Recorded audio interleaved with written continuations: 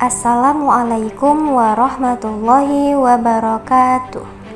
Kami mahasiswi dari STIT Ar-Raudah Deli Serdang.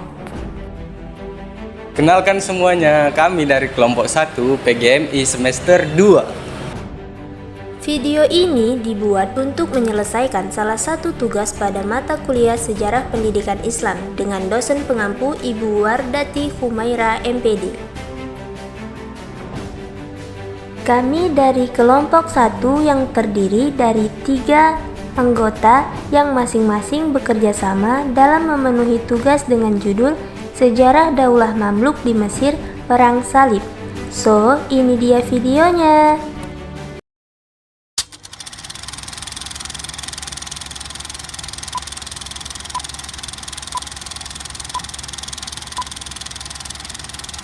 Perang Salib pertama merupakan pemicu atau awalnya dari Perang Salib yang akan berlangsung selama ratusan tahun kemudian. Perang ini dimulai ketika bangsa Eropa Barat melakukan ekspedisi militer yang bertujuan untuk mendapatkan kembali tanah suci yang sudah ditaklukkan kaum muslim berabad-abad yang lalu. Sebenarnya, akar dari permasalahan perang ini tidak hanya terletak pada agama, tetapi adanya masalah ekonomi di Eropa yang susah pada kala itu. Sejak dicetuskannya himbauan untuk perang salib, para kesatria, petani, dan rakyat biasa dari banyak negara di Eropa Barat melakukan perjalanan darat dengan laut menuju kota Yerusalem. Setelah tiba di Yerusalem, para tentara salib melancarkan serangan ke kota tersebut dan berhasil merebutnya pada bulan Juli 1999, dan mereka juga mendirikan negara-negara Kristen yaitu Kerajaan Yerusalem, Kontri Tripoli, Kepangeran dan Antioquia, dan Konti Edessa. Dan berikut ini adalah sejarah Perang Salib yang pertama selengkapnya.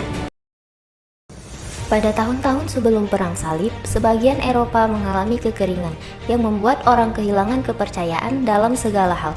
Ditambah lagi, wilayah kerajaan Kristen Eropa di cekungan Mediterania telah jatuh di bawah kendali kaum muslim, sehingga pada saat itu wilayah Eropa dikelilingi oleh Kesultanan Islam dari timur sampai ke barat.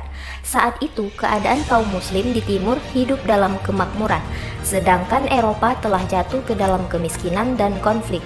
Sebagian besar orang Eropa pada abad ke-11 hidup dalam kemiskinan, ditambah dengan perang dan konflik antar kesatria yang sering terjadi. Sedangkan di sisi lain, Mediterania terdapat dunia muslim yang makmur dan kaya akan budaya. Tapi di balik kemakmuran tersebut tersembunyi kerapuhan karena adanya perpecahan politik dan agama yang cukup serius. Salah satu contohnya kekhalifahan Abbasiyah yang dipimpin oleh para khalifah yang menjadi boneka dari menteri atau komandan militernya sejak pertengahan abad ke-9. Di masa ini, Kesultanan Muslim Seljuk Turki mulai memperluas kerajaan mereka ke segala arah dan ekspansi paling besar terjadi di Asia Kecil saat melawan Kekaisaran Bizantium Kristen. Dan setelah pertempuran Manzikert di tahun 1071, Seljuk mengarah lebih dekat ke Konstantinopel. Mereka menjadikan Kaisar Bizantium yakni Romanius Diogenes IV sebagai tawanan, lalu penggantinya Kaisar Alexius Komnenos meminta bantuan ke Eropa Barat. Kemudian Paus Gregorius VII melihat ini sebagai kesempatan yang sempurna untuk mewujudkan mimpinya mengendalikan gereja makam suci dan mengumpulkan semua kekuatan militer di Eropa di bawah komando kepausan untuk kampanye militernya yang ia sebut sebagai proyek Tuhan. Menurut pendapat Zubaidah, atas seorang profesor sejarah Universitas Hewan Tuchkekori yang memiliki gagasan tentang perang suci, ialah yang mempunyai ide melakukan kampanye militer ke timur untuk merebut kembali makam Yesus Kristus dari tangan orang-orang muslim. Dan ketika Paus Gregorius wafat pada tahun 1085, sebelum mewujudkan gagasannya, penggantinya Paus Urbanus II mengambil alih gagasan perang salib. Pada tanggal 27 November 1095 Masehi, Paus Urbanus II menyerukan perang salib ketika ia berpidato di Prancis. Pesannya itu ditujukan khusus pada para kesatria. Dan ia berkata, kalau para prajurit ikut dalam perjuangan ini, semua dosa mereka akan dihapuskan dan jiwa mereka akan menuai pahala yang tak terhitung di kehidupan selanjutnya. Urban II memulai tur penyebarannya di Prancis di tahun 1095 sampai 1096 Masehi. Untuk merekrut tentara salib, ketika berpidato, ia bercerita dengan cerita yang ia bumbui dengan kisah-kisah yang dilebihkan tentang bagaimana kondisi saat itu seperti monumen-monumen Kristen sudah dinodai dan orang-orang Kristen telah dianiaya dan disiksa. Lalu kedutaan dan surat dikirim ke semua gereja dan susunan Kristen untuk merekrut prajurit. Setelah itu, masyarakat dihimbau untuk memikul salib, kemudian bersumpah untuk menjadi seorang tentara salib, dan himbauan ini pun sukses besar. Di sisi lain, Muslim Saljuk sedang mengalami masalah internal dan konflik dengan musuh bebuyutan mereka Syiah Fatimiyah yang berbasis di Mesir. Muslim Sunni Saljuk telah merebut Yerusalem dari Fatimiyah. Kemudian, Yerusalem berhasil direbut kembali oleh dinasti Fatimiyah, hanya beberapa bulan sebelum tentara salib tiba di Eropa. Setelah himbauan perang salib dikumandangkan, banyak orang yang bukan termasuk seorang kesatria bersemangat untuk berperang ke Yerusalem. Sehingga gelombang pasukan pertama pun terbentuk. Sebenarnya kelompok ini tidak terlalu kuat karena terdiri dari tentara rakyat dan campuran dari kesatria yang kurang profesional. Mereka dipimpin oleh Peter the Hermit, sang pendeta, dan kesatria Wardred Penniless. Sementara itu, kelompok tentara salib yang kedua juga telah terbentuk, tapi mereka juga sama-sama kurang profesional. Kelompok ini dipimpin oleh Kam Emiko dari Len. Kemudian mereka tiba di Konstantinopel pada awal musim panas Contributs di tahun 1096 Masehi.